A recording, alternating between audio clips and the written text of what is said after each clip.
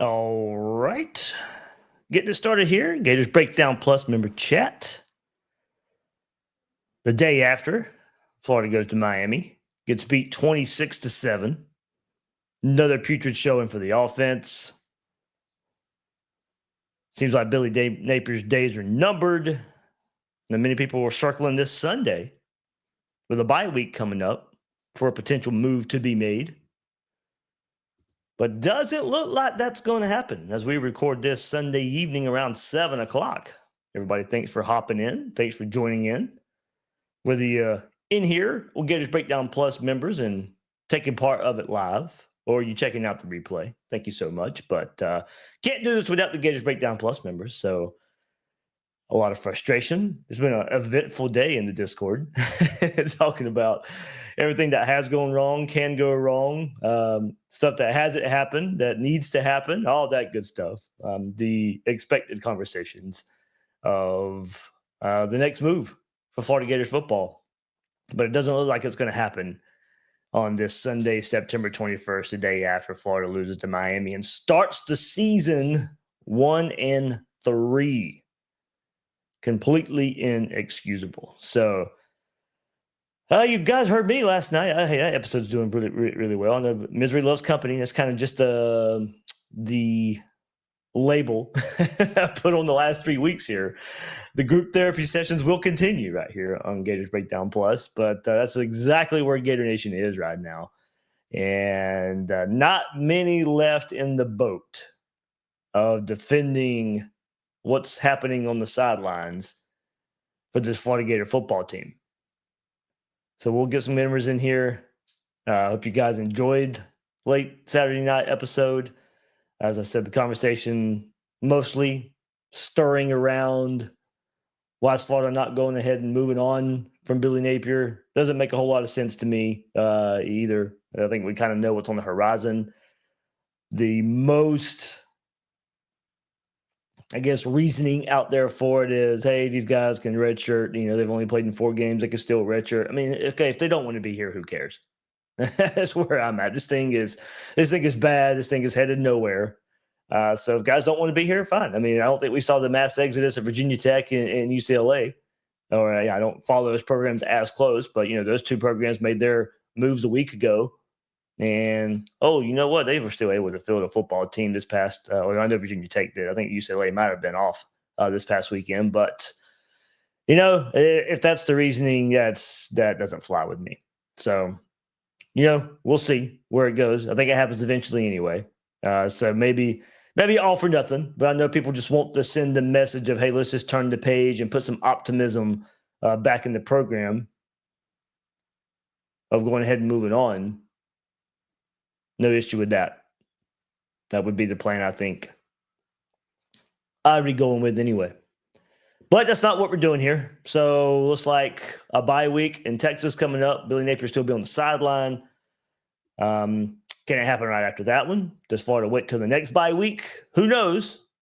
Maybe the way it looks goes into that. But I certainly get the thought. We've had the conversation in here on the Discord of maybe administration, maybe Scott Strickland, not going ahead and pulling the trigger now. And Napier, kind of just squirms his way out of this and somehow, some way puts something good enough together to keep his job. It wouldn't be good enough for us. Wouldn't be good enough for us at all. But maybe good enough for the administration to bring him back another year. I know that's the worry that most people are voicing right now. So, all right, let's get it started right here. Everybody hit that like button, subscribe when you check this out. Get Ryan in here. Get Harrison in here. We'll get this thing started with the member chat. What's up, Dave? What is up, Ryan, man? How you doing? I'm all right. Here we are again, and again, and again, and again. It's just, yeah, I don't really know what to say. I was kind of hoping, I think like everybody, that at least we'd have a bright spot. We get something to talk about that's positive. Okay, well, at least, but we're not. So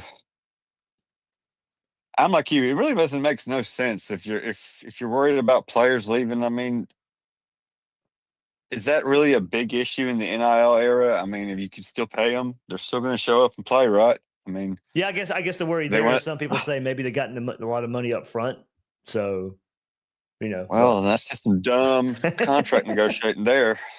If you're University of Florida or whoever, yeah, I'm not really buying that either. It's just, but then again, I can't really think of a logical excuse to do it. I mean, you'd think that for the players' sake, they're probably getting fed up with it too, and maybe just throw somebody else in there, an interim coach, to just change it up, see what happens. I mean,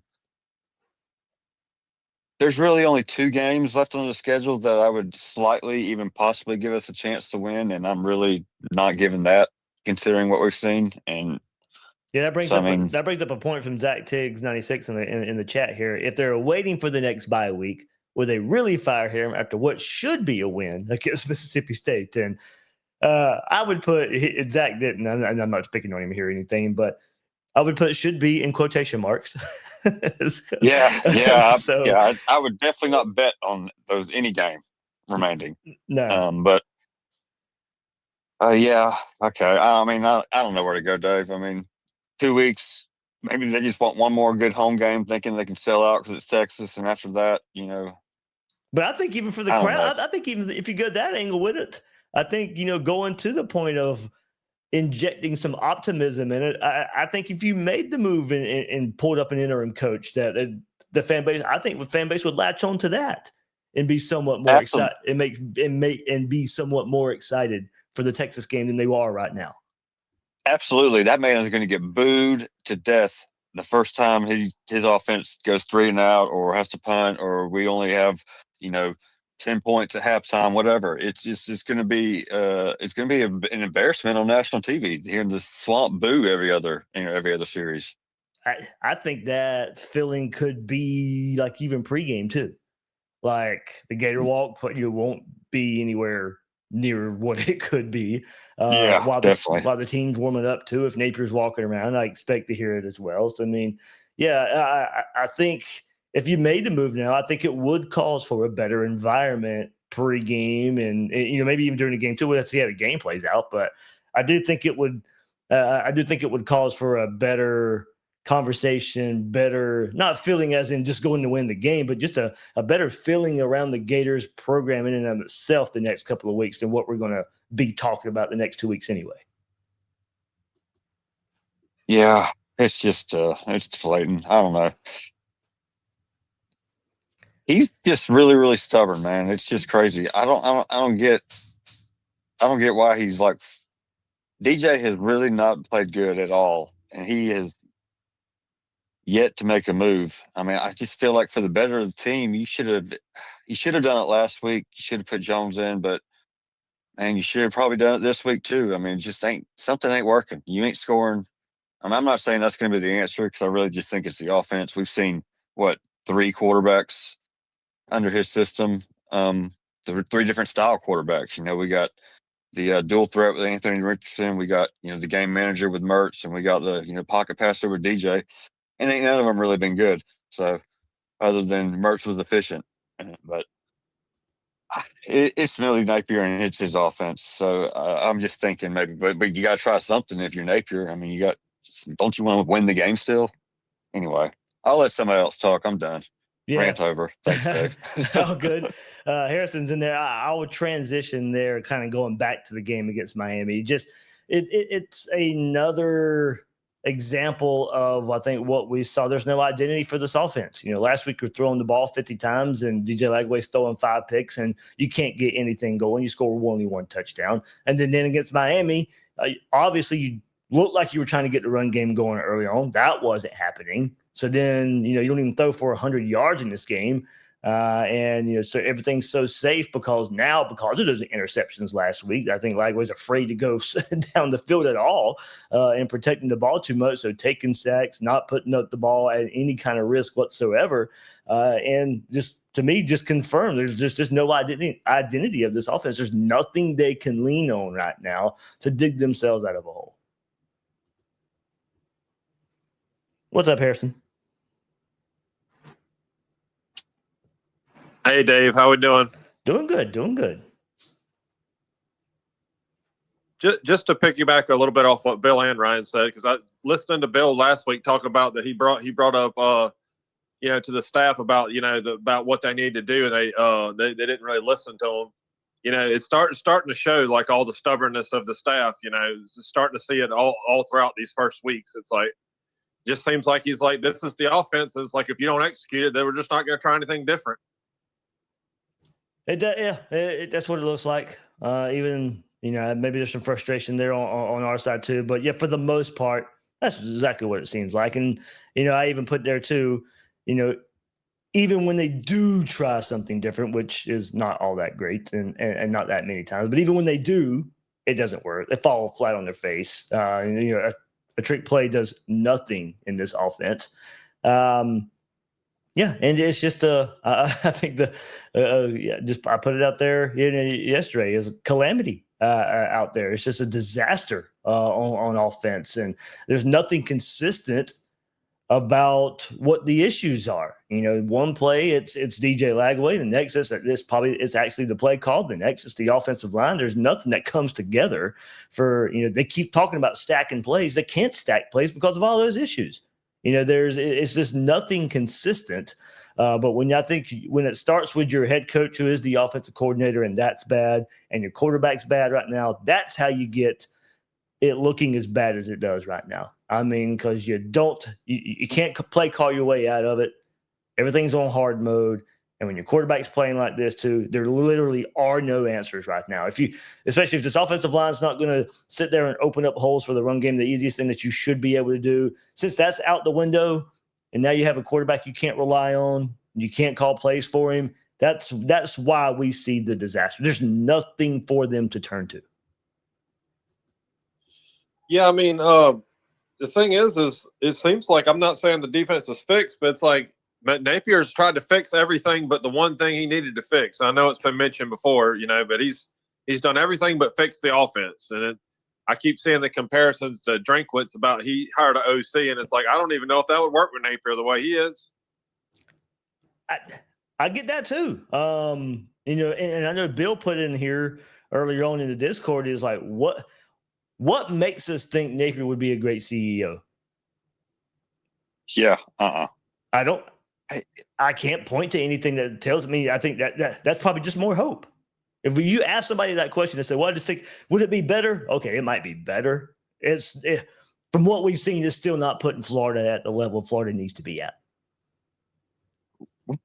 That ship has sailed. He had his chance to do that 2 years ago. And then last year, I mean, that's just, and I'm not convinced. Like I said, everybody says infrastructure. What is that? The infrastructure is better now under him. What has that gotten us? I mean, where's that helped us out in recruiting? Where's that helped us out on the field? I mean, infrastructure is meaningless if there's no results, for building that infrastructure. I mean, it's just, I'm just down on this guy. Oh, I know. It's ridiculous. I mean, it's pretty much where everybody is right now. Yeah, and that's the part of it too. Look, my wife doesn't follow it as much anywhere. She gets to hear me talk about it. But just talking and passing with her about kind of just everything that's going on, and she's asking, what's the users think? What's everybody who you talk to? What's kind of the messaging right now? And it's just like, just kind of crazy how just Napier's just going to go down with the ship. I mean, there was just no desire whatsoever to turn the play calling over. And it honestly is, at a base level, sadly enough, he'd rather call plays than be the head coach. He'd rather be an offensive coordinator than being head coach. Because being a head coach ain't doing what you like to do. Being a head coach is doing the things you have to do. And he's not doing the things he has to do to be the head coach of the University of Florida. Dave, I've been thinking about this a lot, and when you get on them teleconferences with him and stuff, and he gets all snappy with you, I'm starting to think, if somebody on his staff brought it up to him, like, hey, man, you need to, get it together. You're not calling good plays. I feel like he'd cuss him out or something, the way he's getting snappy with y'all. I wouldn't doubt it. I wouldn't doubt it. Yeah. You could definitely tell the demeanor has changed there. Feeling the pressure, rightfully so. But it seems like he thought he had the answer to this, and it's not playing out. And that's the craziest part is he's not even good at the play calling part, and it hasn't been his whole time here. What? And That's I mean, what? right? What did he think was going to change? Yeah, I mean, that's a good point. I mean, you guys know me. I'm conservative in nature, pretty much. So I was okay with it, at least giving it a try, because for him, and I am a believer in this, that you do with what got you here. So if he wanted to call plays, fine, but at least realize early enough when it's not going to work. And year 2, he should have made the change after year 2 when Yep. everybody was really first asking for it, and he didn't. And then he didn't after year 3. And now here we are. Yep. And I think, of course, got caught up in the, Lagway hype at the end of last year. So he thought he had his guy and he thought he'd have this thing figured out. And it was a misread. Now, look, it's okay for me to misread. I'm a podcast guy. It's not okay for him to misread. It's okay for fans to misread. We do it all the time. But he's the one making millions of dollars. He's the one making the ultimate decision. So, there was a lot of sense being made in, getting his guy, and maybe he can do something more with this offense. But there was that hanging in the back of your mind that it wasn't going to fix it. A lot of us were still labeling it as Lagway being special enough to overcome it. Not necessarily the play calling is going to be that much different. And that's what's going to take this offense to the next level. Mostly it was because we thought the quarterback was going to be special. And then, of course, that hasn't happened, and that's why we are where we are right now. But, yeah, I mean, it's okay for us to misdiagnose and misread it. But, when he does, there's a lot more on the table. Lagway, on a lot of the throws he made last year, this year it's like he's short hopping them now. Like a couple of the throws to the sidelines to Hanson, I'm like, man, that's an easy throw, and you're like making some kind of crazy motion. It's like I don't think that. It doesn't seem like he's healthy enough to make some of these throws. Just from what I don't know what's wrong with him or anything. I don't have any know of what's going on, but it's like he's not even planting. He's just like throwing with his arms. Yeah, let's go to that part in the comment section. We'll continue it. Jim Milton says Billy really wiggled his way in the calling plays for 4 seasons. Laughing emoji. Zach Tiggs, chimes in here.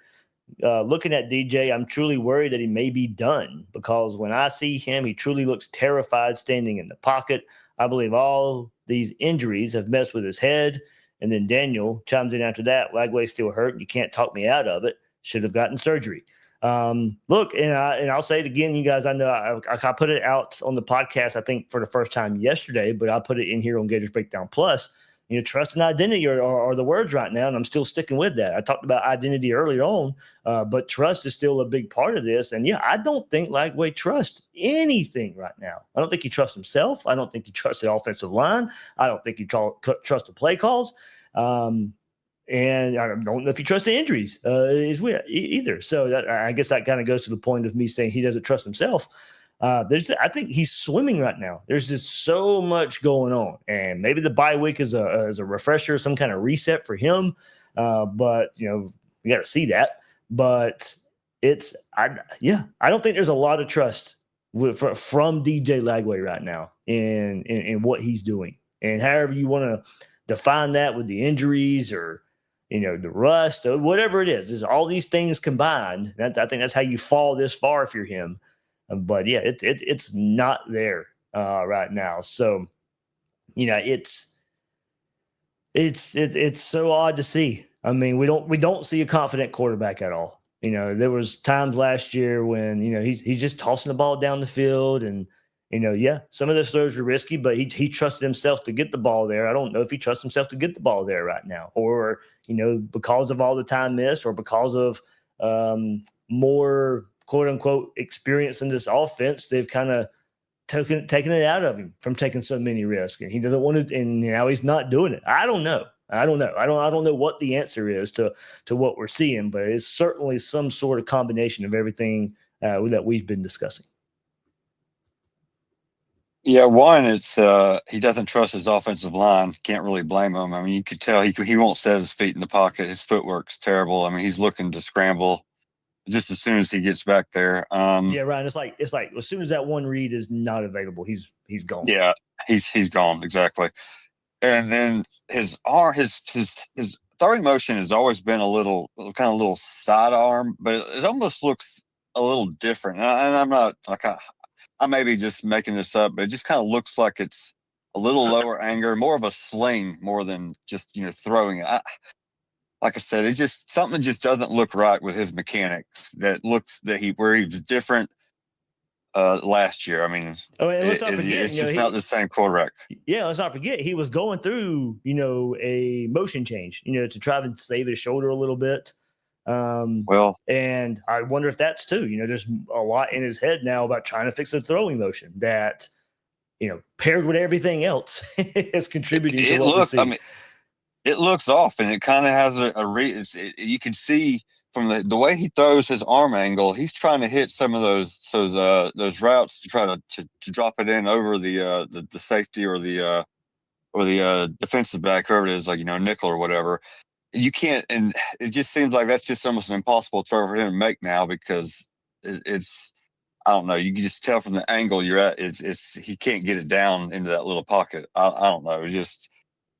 It looks funny. It looks different. I'm not saying there's anything to that, but it just seems like that's one of the issues. Is his mechanics are all off, both his footwork and his throwing motion to me.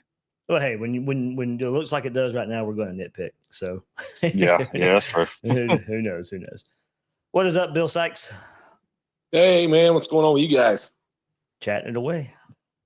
Yeah, I hear you. I'm back in the misery box. Misery box. Yeah, man, the thing that just strikes me is that we're not seeing bad quarterback play, and I'm admittedly kind of rehashing something I said earlier on the Discord, but the position has been completely neutralized. It is a complete zero of impact on the field as far as positivity. Mm-hmm. Nothing. The deep ball is gone. Yeah. There is nothing there. And I at least thought if he wasn't going to take steps, Bill, to be, looking at, hey, let's see if he can improve in the intermediate game, and then his game takes off. I still thought in some ways we'd be able to rely on the deep ball, and you're making up for some of the shorter plays that he doesn't hit. And okay, maybe we just at least get the DJ Lagway we got last year. We're not even getting anywhere close to that. Yeah, and look, man, I know there's a lot of busts out there, but this was on no one's bingo card in the entire country. No one would have predicted that Lagway would come out and throw for 60 yards versus mine. I mean, and the only ones that were rival fans who say, see, I told you. Well, you know what? Every rival fan can do that. So, right. I mean, that's not like a bust. That's like somebody cast a magic spell on him and made him disappear. I mean, he's just gone. And just to the level of his awareness is so low. Like that last drive when he had the ball, there's just a few seconds left on the clock, and he bails out and throws like a 2-yard route to Hansen on the sideline. I'm like, why would you even do that? Like, what does that do? I don't think he has any idea what's going on. No, and you know what? You bring up a good point in my head. I just thought about it. We ask ourselves all the time, and we're watching the games, and I know we're here in the Discord, and I see it on Twitter at the same time, and it's like, well, why doesn't Florida go fast? Why can't they go fast? Can he? Does he even feel comfortable doing it? Does the staff feel even comfortable with him doing it? Well, they're going nowhere fast. Well, that's true. If they even try it, but maybe there's. But you're right. I don't think he can. I don't think he is capable of even basically running the offense. I don't trust him on zone reads. I don't trust him in the huddle. I don't trust him anywhere. Yikes. But here's my question for you, Dave. Okay. Why isn't Napier sitting him? Is it a contractual obligation? Is it fear, or is it stubbornness, or some of all of the above? I don't think it's I don't think it's the contractual thing. I mean, I don't know. That's just my guess. I don't think so. for rev share and all that. And I don't think there's anything where you can't sit me or or how it goes. Before this, Bill, I did say, when you toss 5 interceptions and that doesn't look good, to me, I thought some of that was, well, he missed all the reps in spring and fall. We're gonna fall on the sword. He needs all the reps he can get, good or bad. That's the way I was leaning with it. But then it's, but I even cautioned that with, you're hurting the rest of the team if you're going to continue to do that. And then that's exactly what we got in Miami as well. Now, of course, he wasn't tossing the interceptions, but that's kind of going back to your point. There was nothing positive coming from the quarterback position. So at what point do you just have to look in the mirror, look at the team and say, hey, I'm hurting the other 84 guys here that are also playing. So, yeah, Bill, I don't think it's NIL related or anything like that. I honestly don't. I do think some stubbornness goes into it. I do think maybe trying to find, work him out of it. I think there's probably some validity to that as well. I wish I had a great answer. That's the way I view it. I really don't know the answer. I mean, if I had to guess, Dave, I would probably say that this is a lack of self-awareness and maybe kind of Napier hurtling up. When the heat is on, he's doubling down on what he knows. Yeah. And I think he probably is talking himself into the idea that, I just played some good defenses and we're close to being dangerous. And any day now, it's going to work. It's going to click. But if, as a competitor, he needs to tell himself, like, hey, either Lagway or I are going down for this, and I really don't want it to be me. That's his job, and he's just not doing his job. Well, that kind of goes back to the point, too, of me, the angle with the play caller. He's going down with the ship. He's doing it his way. That's right. He's doing it his way. We're seeing that in every aspect of his game. I'm going to do what I was taught in 2015. Well, good luck. And he's taking Lagway down with him. I'm just going to mess this guy up. Continue to roll him out there, looking lost, confused, and playing bad. I mean, you're not helping him. I don't think like this, but I mean, whatever.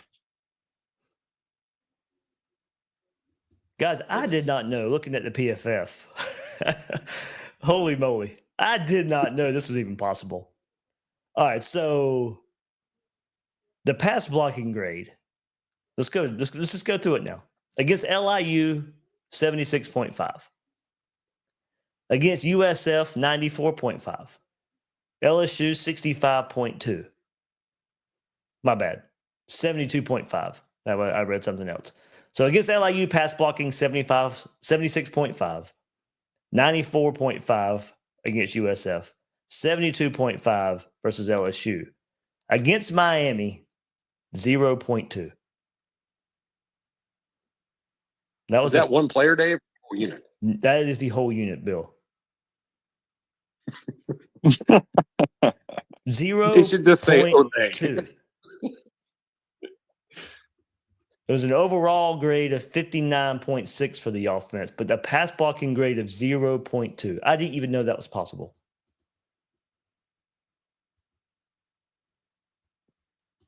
He's a record breaker. There you go. I'm going to go through it here. I'm not counting Jacoby Jackson, Tony Livingston. I'm not counting skill players here. Jake Slaughter at a 70.6. The next highest graded offensive lineman was Najee Harris at 34.9. Austin Barber, 17. Caden Jones, 11.2. Roderick Kearney, 7.8. Bryce Lovett and Damian George both have pass blocking grades of 0.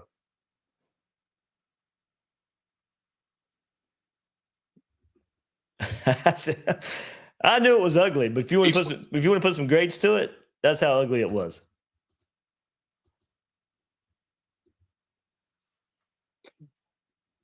Yeah, well, I guess that's one reason. That's DJ's one problem. Ain't no quarterback going to be very good. No. Behind an and I offensive think line that like goes that. back, Dave, to the compounding problems. The quarterback sucks. The offensive line sucks. The play calling sucks. It all sucks. Yeah. That's how you get. Who's in charge of all that? That's how you get 3 straight games of 1 touchdown apiece. I don't know if y'all So saw. I can tell you right now, Mm-hmm. we better be used to seeing Hanson catch the ball 8 times and Livingston being targeted 8 times because that's all they got in the passing game. For whatever reason, that's all he feels comfortable with. That's right. He'll put VB3 and Trey in motion a lot. I mean, they'll run, back and forth across that field before the snap, and then Hey, he should they get some wide slants. DC on his eye, yard before the Yards before the snap. Before the snap. There you go. Yeah. All right, bringing John in here. How you doing, guys? Good, John, man. How about you? I'm pretty good, man. This is my first time in here tonight. Thanks for having me. I appreciate it. Yeah, man. Welcome, anytime. John. I've been kind of reluctant to join any of this stuff because I work so much. It's usually hard for me to usually catch it on time, and I always kind of feel like I'm wasting my money. But I finally decided, you know what? I got too much to say.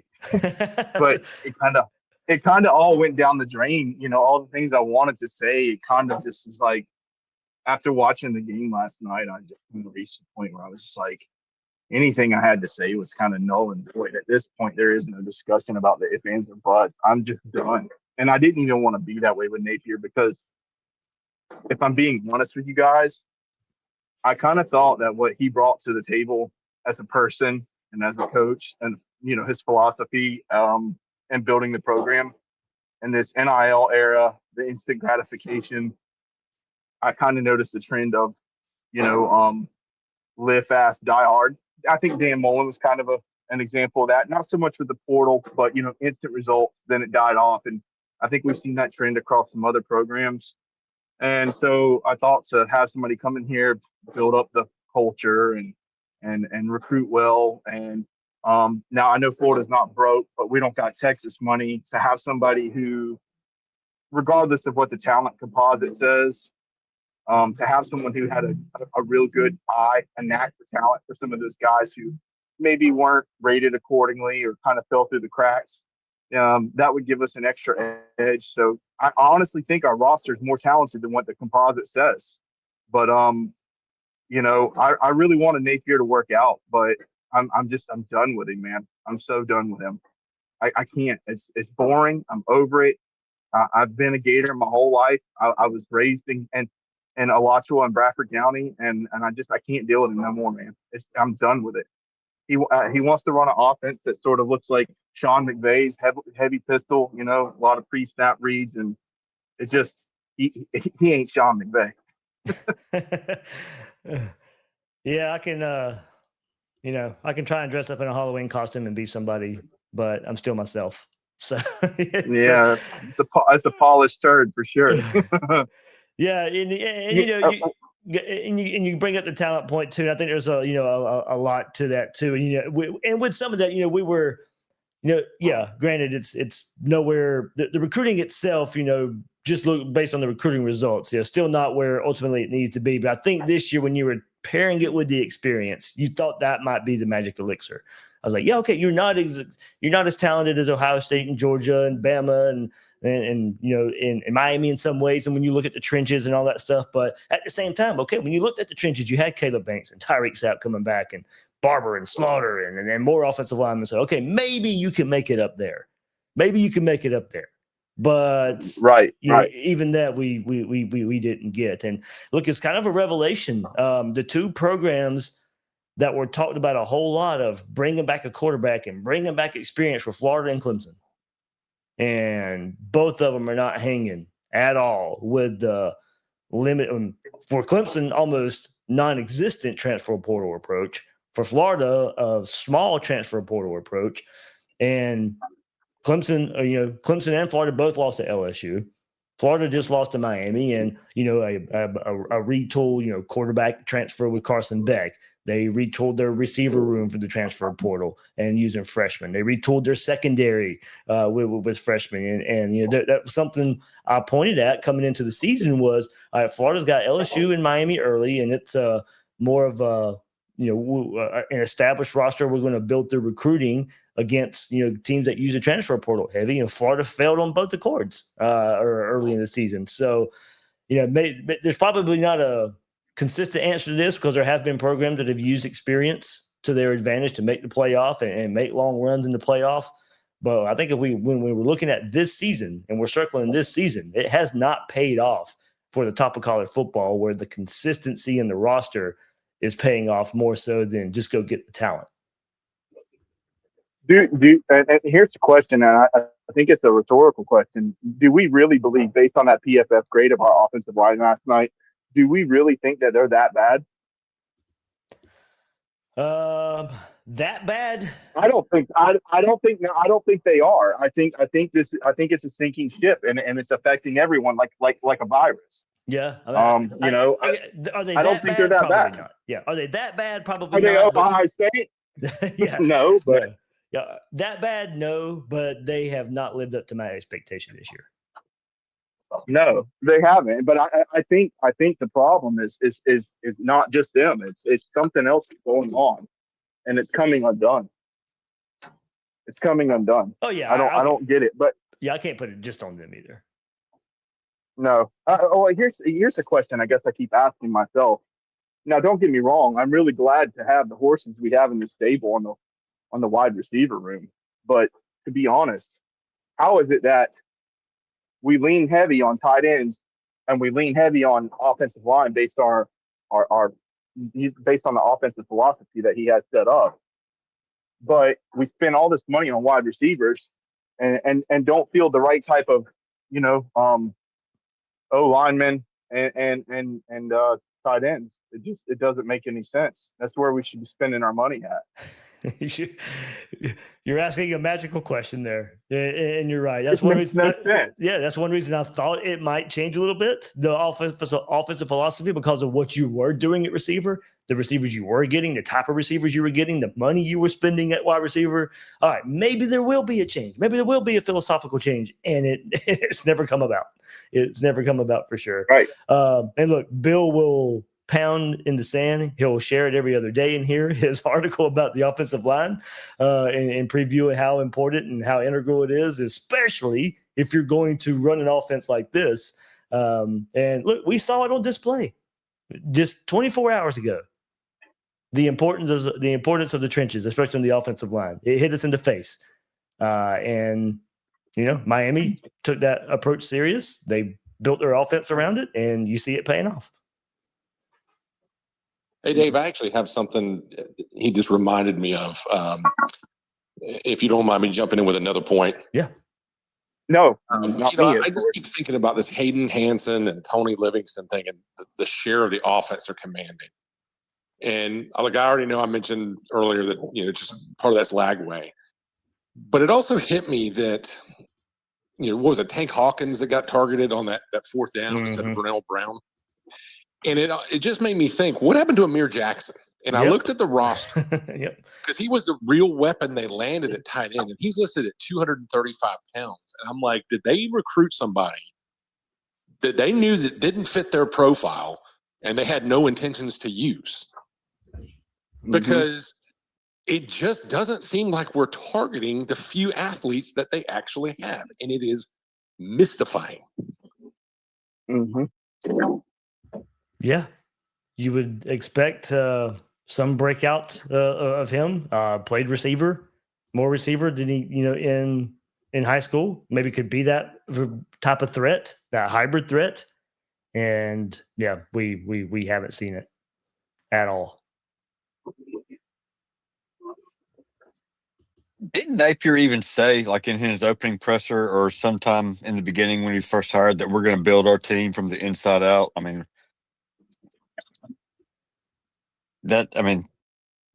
where's that? Because that's not the way he's been recruiting for the past 4 years. It is not. And there's the frustrations.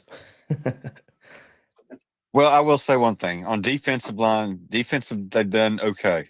Recruiting players. Actually, better than okay. Look at linebacker and mostly linebacker. Some good portal gets on the line, and then Sapp was a Mullen guy, so he don't get credit for that one. Sad state of affairs. It's just amazing. You brought up the defense, and we probably should bring that up a bit. It's just how it has flipped in the 4 years so far. Of an offense playing well enough, probably could have been an 8-win, maybe pushing 9-win team if you just had some defense to help out an offense. But now it's completely opposite. You have a defense and an offense that's, can't get out of its own way right now. You can't help but laugh at it, Dave. It's It weird. really is. It's weird how it turned out that way.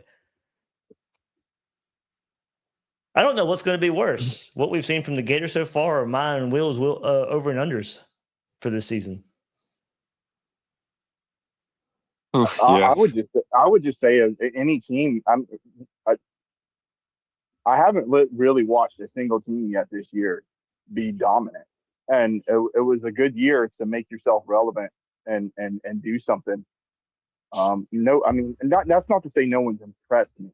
There's been some good turnarounds. I've watched some good football, but there's been nobody as good as Miami is, and to some degree they absolutely didn't impress me either. And maybe that's just me, but I mean they had some bright spots. Don't get me wrong, especially their trenches, but nobody blew me away with how dominant they are. It's falling apart, and I don't think he can correct it. I really don't. And what's going to piss me off though is I think he's going to do just enough to probably beat Texas at home because Arch isn't that great either. And I hate to say that because I'm never going to root against our team. No. I'm not going to do it. But I'm tired of extending this charade also. I think that's a great point, John. I mean, LSU and Miami, as highly ranked they're deeply flawed football teams. And absolutely. And that's why it's so yeah. And that's why it's so frustrating, guys. We're on that narrative coming into the season that, hey, Florida may not be the best team in the country, but you know what? There's not going to be a whole lot of those teams. So that might get you in the playoff, and that might be getting hot at the right time, and you can go do something with it. It was kind of coming together where this is probably the year to strike with everything you have coming back, and the layout of college football right now. This might be the year to strike. There may not be that elite team or elite group of teams, and here we are. We can't. I mean, you got teams now in the top 10 who weren't really there. Miami was fringe top 10. FSU's now in the top 10. You see it taking care of itself, and you're not one of those teams. As I said, all of our rivals are ranked in the top 15 right now, and Florida's nowhere to be found in any kind of conversation except for embarrassment right now. But we circled this year for a chance, and you can't even be in the conversation. There's no dominant teams. Just a handful of teams of your typical logos that are names in the hat, if you will, and we absolutely should have been a name in the hat, whether it's top 10 or top 15, whatever. We should be a name in that hat, and we're not, and it's mystifying, to say the least. And I've seen a lot of people on social media coming down on DJ, including, and I'm speaking on Gator fans saying, he's garbage or get rid of him, get him out of here. And maybe it's just me, but I don't really put any of this on him. At the end of the day, yes, he should make some better decisions, but it's kind of hard to make decisions and not be trigger shy, if you will. When you've constantly got people in your face. I look at the pressure on him. He's being made to take and ride this out. I mean, no player's going to come to their coach and say, "Hey, coach, I can't do it." He's going to get put up to bat, and he's going to have to, stand in the box and do it. And the fact is he's got trying to work through his injuries, trying to live up to the expectations, trying to be the player he wants to be, trying to be Billy's savior, which is just an unfair to put on him. And I think he, I'm not saying I want him gone or anything, but the young man honestly needs a fresh start. He's got unrealistic expectations on him right now, and from where he stands, and I don't think that that's right, you know. And and Billy is going to crash his career. And it kind of sucks to watch, to be honest with you. It really does. And like you pointed out earlier, he has a job to do, and he's not doing the job. And his job should be to sit the player when he's not doing good. And it just doesn't make any sense at all. Yeah, that's a tricky part of it, because a lot of people will. The conversation is, if Napier's gone, well, what happens with Lagway? I do think a fresh start could happen here, too. By the way, we'll see who. Yes, if a new staff came in, I agree. Yeah, so I don't One want particular head coach who, not saying any names. I think we all know who I'm talking about. Hey, Dave, on that note, what are the chances that Napier is actually terminated this year? I think pretty high. I don't think this goes on much longer. The thing that's disappointing is the quarterback play throughout the country. I mean, it's kind of a down year. Looking back on what we've gotten so far, and what we've got coming, the way Art's been playing, and who's the best quarterback we're going to face? Castanellis and FSU at the end of the year? I hate to say it, because I look like a fool before the season. It might be freaking Joey Aguilar. Yeah, that's right. You're right. I think you're right. It could be. And that's why. But see, that's another reason why this stinks. I mean, this was a guy who wasn't even on Tennessee's campus for spring ball.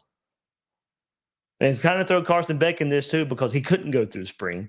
Both guys at new schools, but particularly Aguilar, who goes through a spring at another school, thinks that he's the guy at UCLA, can just shift to Tennessee, and Heupel's got him ready to go.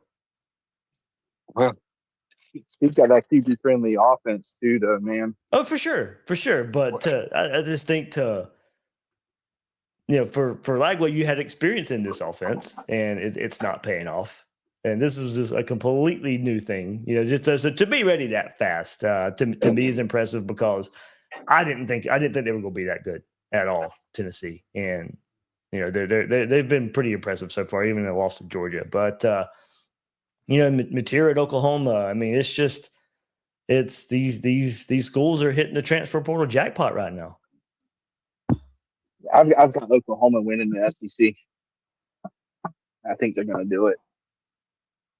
They've got a solid defense, and they've got solid offense. They're the only team I can think of right now who's actually really good enough on both sides. Like, everyone else is kind of missing a little bit somewhere, Can see that. And I think they're the only team that's really balanced. It's still I gotta see somebody but Georgia to see it to believe it. I guess. Yeah, I can understand that. They definitely get a benefit of the doubt. Yeah. Let me get into a couple of these comments right quick, and then we'll be close to getting off here. But Zach Tiggs, again, Billy's tenure has been so disappointing. I'm actually a student at the University of Tennessee. There we go. We just on that conversation. And it's honestly embarrassing at this point. I'm not even sure the administration cares. And if for some reason they decide to keep Billy, I don't know what would stop me from just cheering for the school I actually attend. Ouch. That hurts. And like that would send a terrible message. Right now, Zach says, quote, "I'm not even sure the administration cares." Look, that narrative is out there, and I don't blame anybody for thinking that. Most people would have been a little bit better or feeling better in that regard if a move had been made today. But with it not being made, the narrative now is, okay, you don't care. And then Stan Onion also comes in and says people need to fade Billy Napier, at least make some money on this travesty. And then says, Dave, what type of feedback does the HBC get from administration? It seems like nothing happens till right before the end. Coach Grantham being fired. I suspect we'll see someone fired within the staff before the end. It seems the admin takes hands-off approach. That's a good point. But my thing is, I don't know if you're looking at this staff in that kind of scenario, there's really nobody to fire because the defense is playing well. So you're not firing anybody that side of the ball.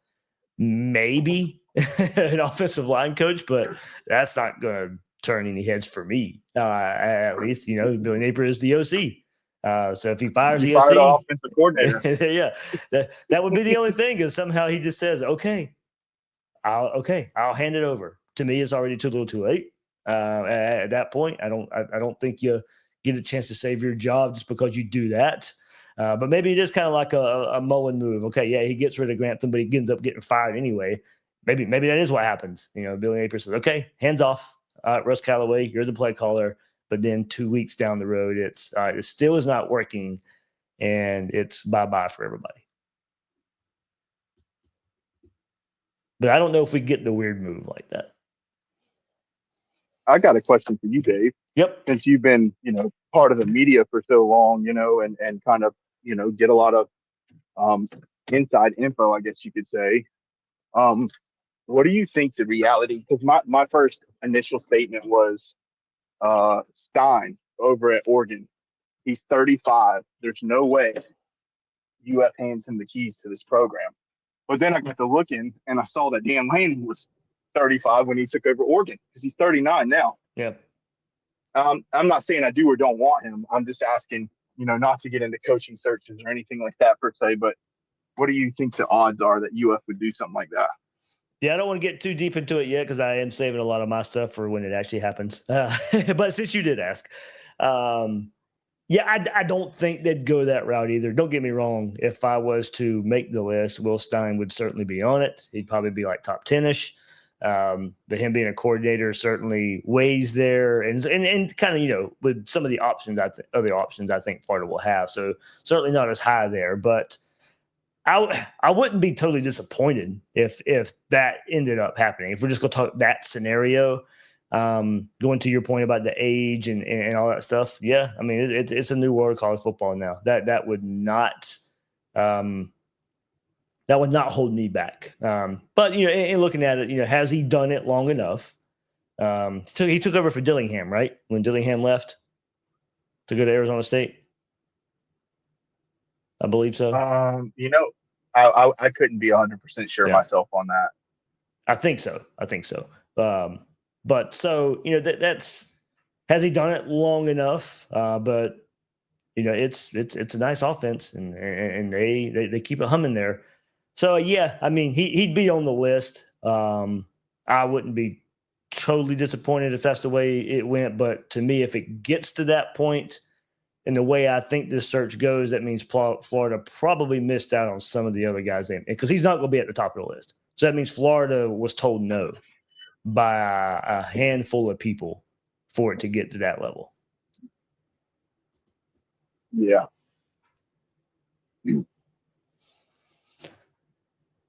It's a one-man list, Dave. It was a one-man list last year. It's a one-man list this year. I heard last year that Kip. You were breaking up there a little bit, John. All I heard was Kiffin. Maybe that was by design.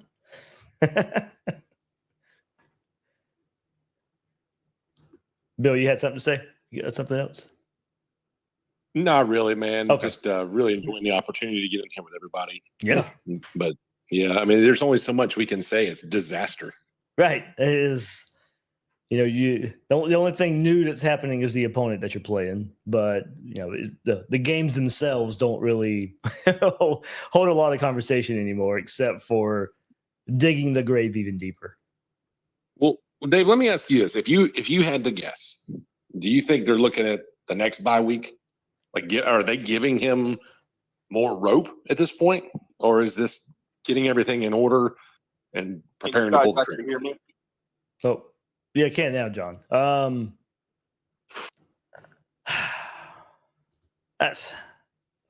I do think there's probably something to the getting everything in order, Bill, to your point. I do think for whatever reason they are hanging on to that whole 4-game redshirt thing when, it didn't seem to affect other programs already making coaching changes.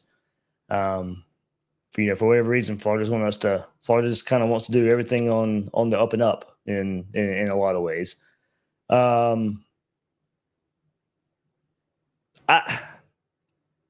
So maybe after Texas, if that gets bad, if that whole 4-game redshirt thing is something that's hanging them up, all right, maybe it's then. But then we'll hear, well, we got a road game next. We don't want to do it on a road game with Texas A&M coming up, and then something happens.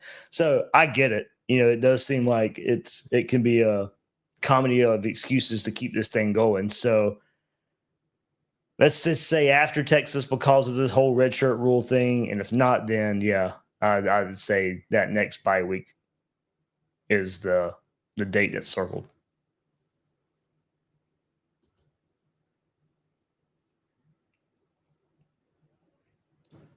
That's where I lean with it.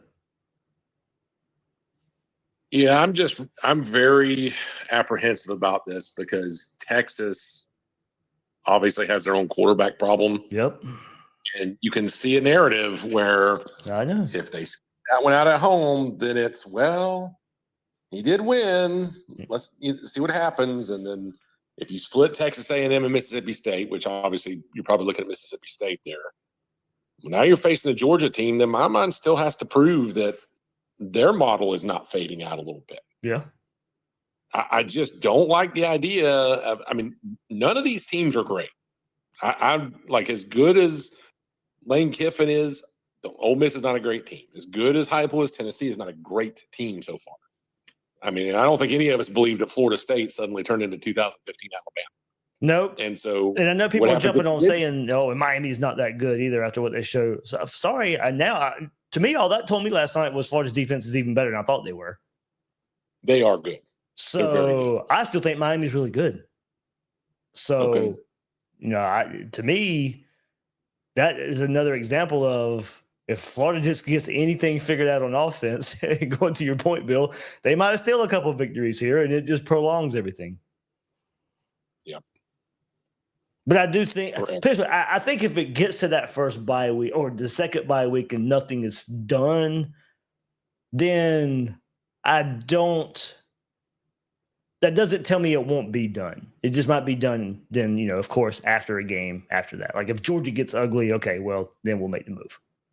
Or if you go and lose to Kentucky, then you make the move after that. Like if it's not made then, if it's not made after this second, if it's not made in that second bye week, I don't think that tells me they're going to wait till the end of the season.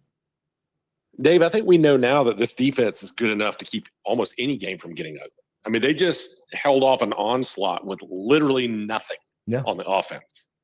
Now maybe it adds if up. that's thing in their opinion, that's dangerous. Yeah. Now maybe it adds up. All these injuries add up that they suffered some more last night. And so we'll maybe get some word about who's available there. And, maybe it just eventually breaks. But for you, as ugly as the offense has been, those guys are still out there giving it their all. So a lot of credit to them for playing hard. But if they play at that level, more than likely, Florida's going to be in a lot of these games coming up. I think you know where I'm going with that.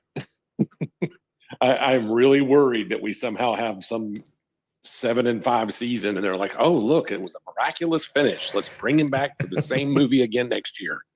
I know. That's why some people wanted the move done today, Bill. I get the apprehension. So Nick 82, and then this is how we'll end it. He goes, he's confused by how the redshirt rule affects the timing. So guys can play 4 games in redshirt. So the thought would be, all right, well, you fired my coach. I played in 4 games, but now I want to save my redshirt. So I played in 4 games. I'm not going to burn my redshirt now that my coach is gone. So I guess there's the thought out there that guys would just quit if the head coach is not there. But I don't think it would happen, honestly. So that's why I don't I don't buy into that notion. Yeah, I guess in reality, Dave, we're probably looking at a 3-win season. I don't even know if that's reality, Bill. I'm not even trying to be funny. I'm really not. Like it's a toss up. Yeah. Well, I mean, I guess, A couple of them. talking about this defense, sure. Like if you ask me, okay, the defense can play well enough. Can Florida score enough against Kentucky and Mississippi State? Like those are the two that everybody's going to circle first. Okay, yeah, you can get the 3 wins, but that is not 3 wins, 4 wins, 5. However, no, there's no number that is a for sure thing. Is it fair to say, last comment here, is it fair to say that regardless of how this finishes, Napier has just proven himself to be a poor football coach? Right. If the goal is championships, even this miraculous turnaround season that you just presented, that scenario, even with 8 wins, you're already telling you've already told me the start of the last 3 seasons in a row that we're never going to get over the hump with this staff, and that he will never learn to count to 11.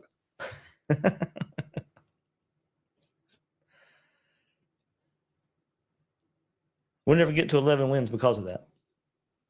I was just thinking 11 people on the field. Yeah. Oh, I know. I'm just relating it to 11 wins. We'll never get there because of that.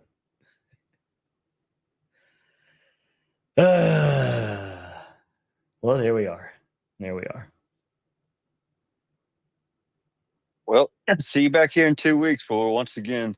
Yeah, I don't know if we'll do another one next Sunday night, guys. I might take next weekend off a little bit. Yeah, that's fine.